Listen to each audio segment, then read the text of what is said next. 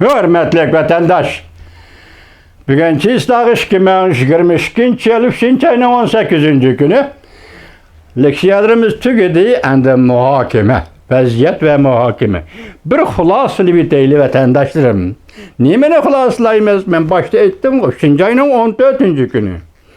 3. ayının 16. günü. 3. ayının 17. günü. 3. ayının 18. günü.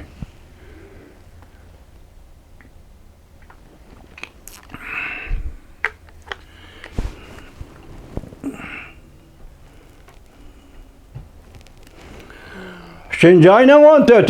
günü Rem. İtalya'nın çoğun şehri Rem. Amerika Qo'shma Shtatlarining davlat bexatarligi maslahatchisi Jack Sullivan. Jungoning tashqi ishlar mas'ul arbobi yangi suhbati. 3. ayının 16. günü başta aytdik, Prezident Amerika Qo'shma Shtatlarining prezidenti Joe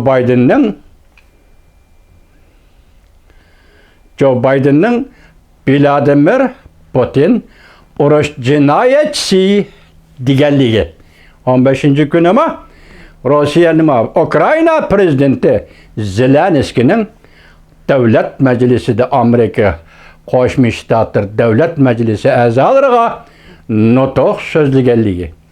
Bugün 17. günü Amerika Qo'shma Shtatlar davlat majlisi ikki partiyaning a'zolari, Cumhuriyetçiler Partisi mensuplari, Demokratlar Partisi mensuplarining Jungo'ga ogohlantirish berib, masalan, navbatda sen agar Jungo Kompartiyasi xalqaro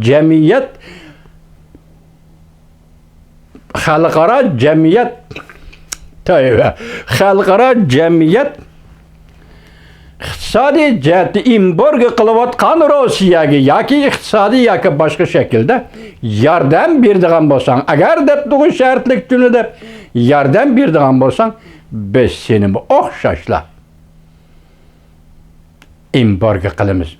Bu yangi qonun loyihasi partiyaning 17. kunidagi qarori, yangi qonun loyihasi. 18. kuni hurmatli vatandosh, Prezident Joe Biden Cuma günüde telefon orqali Jungo'ning raisi Xi Jinping bilan so'zlashdi. Natijasi bugün yetib keldi, uni ko'ramiz. Hurmatli vatandoshlarım, 14.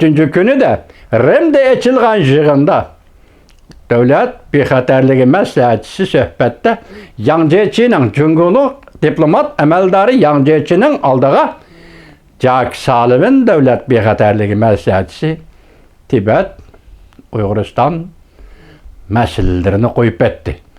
Buningga qarta Yang Jiechi ifoda bildirdi. Ya'ni Jungo'ning maydonini sharhladi.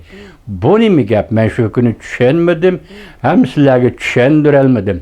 Tayvan masalasi kelganda Yang Jiechi dediki, Tayvan meselesi ve Tayvan müstakilliğini qo'llash bu Jungo'ning egilik huquqiga munosabatlik ish dedi. Lekin Tibet, Hong Kong, Uyg'uriston meselesida Yang Jiechi o'zining maydonini sharhlab o'tdi dedi. İki ufqum paydo bo'lib qoldi. İki ufqum paydo bo'lib qoldi yoki men xato tushunib oldimmi, kechiringlar. Bu yerda ikki ufqum paydo bo'lib qoldi, uni qanday qilishdan qat'iy nazar. Endi bugün 18. günü yoki 17. günü de 16. günü de o'xshash bir kunda nima ish yuz berdi? Birlashgan Davlatlar Tashkiloti, Kishilik huquq komiteti, Jungo'ning Birlashgan Davlatlar Tashkiloti doimiy turishliq vakili Chinshu o'zining kishilik huquq tashabbusini o'ttirib qo'yib, baxtli turmush ko'chirishning o'zi kishilik huquqdir deydigan safsatani bozorga soldi. Anadan keyin almashtirib ishiltib, bu qatim Chinshu xalqlar degan ismni takrorladi. Millatlar deganni eg'izga olma. Ko'rdingizmi? Siyosatda qanchalik nozik qiladi. Nimadan o'zini qochirdi, nimaga o'zini yaqinlashtirdi, bu siyosat maydonida pozitsiya maydonga munosabatlik bo'lib qoladi. Bu da Chinshu nimishki millat degan nuqtadan ismdan o'zini qochirib xalqlar degan so'zni ishladi. Ameliyatı bir yerde hiç kadar fark yok. Lakin işiltişte, takipleşte fark var. Millet bu halıktır, halık bu millettir. Birli halık ulu diken birli millettir. Birli millet ulu diken birli halık uludur. Lakin bu iki isimni kandak joyda kandak işiltish siyaset sazışında nazik bolsa kerak. Bu qatim Çin Efendi Birleşken Devletler Teşkilatı halıkta gelsin. O 7. günü marqana 14. günü Rem söhbeti 15. günü Prezident Zelenski'nin Amerika Qo'shma Shtatlar Davlat Majlisiga nutq so'zlashi. 16. günü Prezident Amerika Qo'shma Shtatlarining Prezidenti Joe Biden'ning Vladimir Putin prezident urush jinoyatchisi deganligi. 17. günü Amerika Qo'shma Shtatlar Davlat Majlisi ishki partiya mansublarining Jungo'ga ogohlantirish berish mazmunidagi yangi qonun loyihasini o'tirib qo'ygan. 18. günü Amerika Qo'shma Shtatlarining prezidenti Joe Biden'ning Jungo'ning raisi Xi Jinping bilan telefon suhbati o'tkazganligi va o'tkazadiganligi sharq vaqti bilan mag'arbning vaqtida farq bo'lg'achqa shular deyishga majbur biz vatandosh. Mana shunday keldi vaziyat. Tunugun tahlil qilib bo'ldi qisman. Urush jinoyatchisi dedi, meningcha bu tugudi endi. Rossiya xalqi qabul qilolmaydi bu kishini siyosiy arbob sifatida. Rossiyaning armiyasi va Rossiya jamiyati va davlat tashkilotimi endi bu kishini Rossiyaning prezidenti deb qabul qilolmaydi. Bu nihoyatda og'ir hukm bo'ldi vatandoshim. Bak og'ir hukm bo'ldi bu. Demak, prezident Joe Biden dedi ki Prezident Vladimir Putin urush jinoyatchisi. Endi hozir Ukrainada urush davomlashyapti. Tuniganda Angliya birlashma armiya avatadigan bo'ldi dedi. Bugungi gap so'zlardan Turkiyaning prezidenti Erdo'g'an o'ttirg'i chiqib salasulu yoki yarashtirish niyatida fikr qilgan ekan, hozir rasmiy yolg'onmi ifoda bildiribdimish. Prezident Vladimir Putin bo'ladi, mening shartlarim bo'yicha men Ukrainaning prezidenti Zelenskiy bilan o'zim ko'rishiman, o'zim suhbatlashiman debdi. Endi buning jarayoni qanday? Hozir to'rbetida ko'rdim vatandoshim.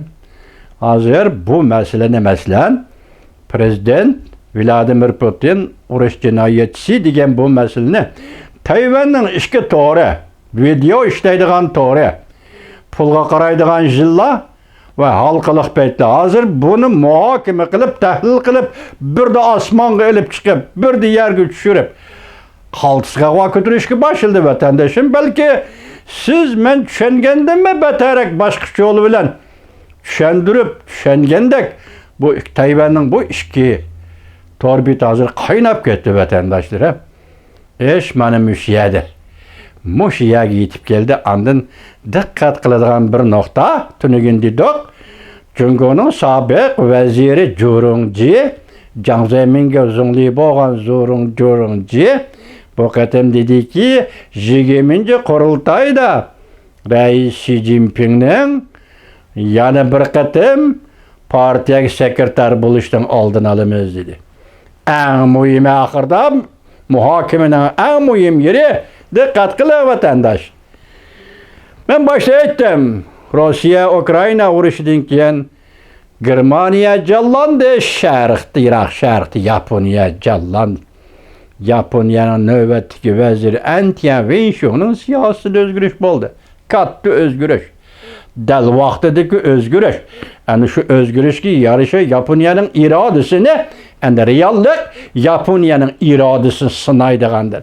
Nima dedi? Shimoldagi 4 orol Rossiya egallab olgan orol. Qonunsuz egallab olgan orol. Shimoldagi 4 orol azaldan tortib Yaponiyaning oroli edi. Anda oraliqda bir jumla yadro klubi demisimi? Yadro qurollardan o'rtaq bahirlanishga qatnashish kerak. Bu jumla shunda o'tirg'i chiqdi. Jahonning keyingi taqdiri Allohga omonat. Urush bilan emas buni diplomatik besim bilan, diplomatik suhbat bilan diplomatik popuz bilen mi hal kılgılı buldu. Endi bular gap şu kayında qandaq tunuydu, qandaq kayniga yanıdı degan gap atandishim. Hozir Junguda Javlijanning bayonotida ko'rilgan bir g'ayri ahvol Rossiyaga qarshi turishning eg'izga olmay biz bu qatim Ukrainaga mi yordam beramiz degan gap o'tirib chiqdi. Endi Jungolikning og'zidagi gap qanchalik ishini siz men qanchalik ishini vatandosh.